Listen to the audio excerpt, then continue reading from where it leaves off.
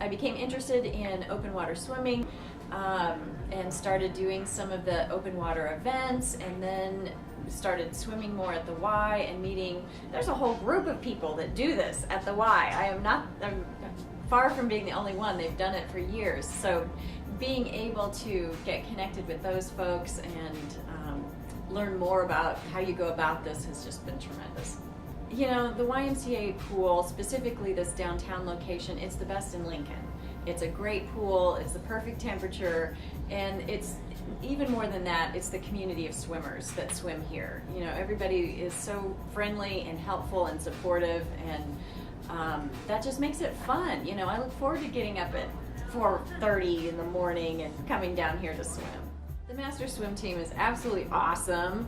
I would strongly encourage anyone who's interested in swimming to join Masters. It's a fun group of people at all levels. So if you're just beginning, it's a great place to figure out how lap swimming works and how you put together a workout. If you're advanced, there are folks in this team that will push you and challenge you and help you to be your best. Everybody's just awesome, really fun people.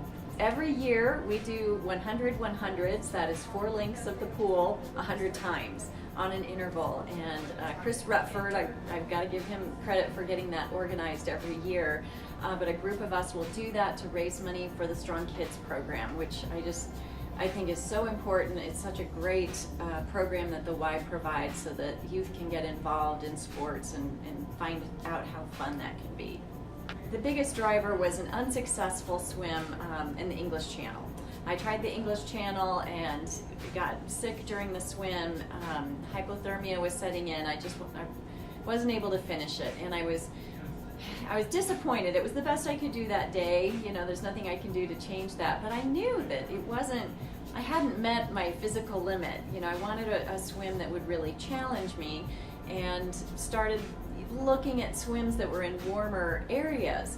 And it was really some friends of ours who had gone to St. Lucia for vacation, and when I saw the photos from their trip, and it just looked so beautiful, but I wasn't quite sure where it was. So we literally looked at a globe, and I saw it was towards the bottom, towards the south of the Caribbean islands, and there was this other island just above it.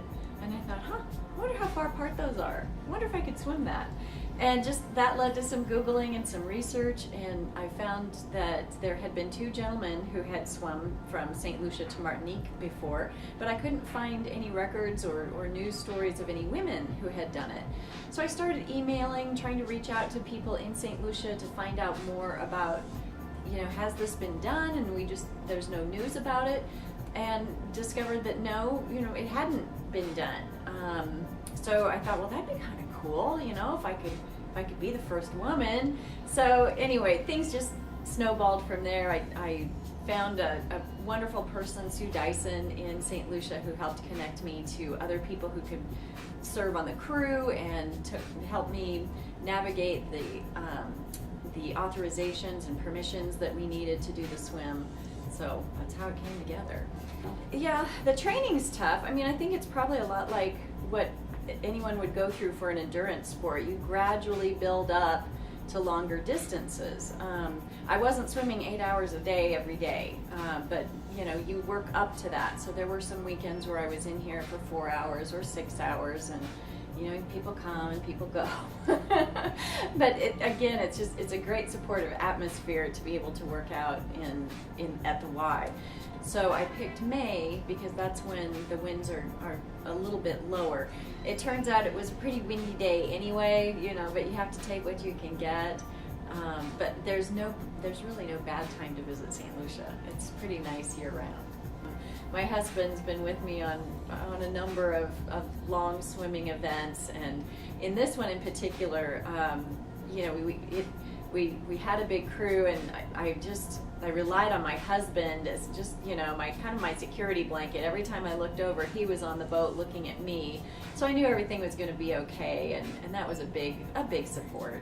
So one of the biggest challenges in swimming the St. Lucia Channel was seasickness. There are pretty high waves, 4 to 5 feet.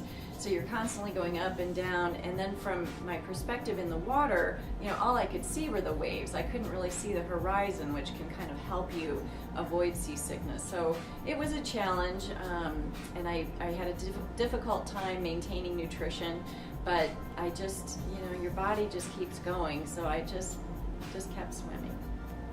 As far as what's next, at the end of this swim, I told my husband that is it. That was my first and last channel swim. I just felt like I couldn't have gone another 100 yards. But then, you know, the next day we get talking and talking about the things that we would do differently. So yeah, there may be one more. I'd like to do at least one more just to see if I hadn't had the issues with nausea, you know, could I have done a little faster, you know, enjoyed it a little more. So we'll see. I don't have anything particular in mind yet.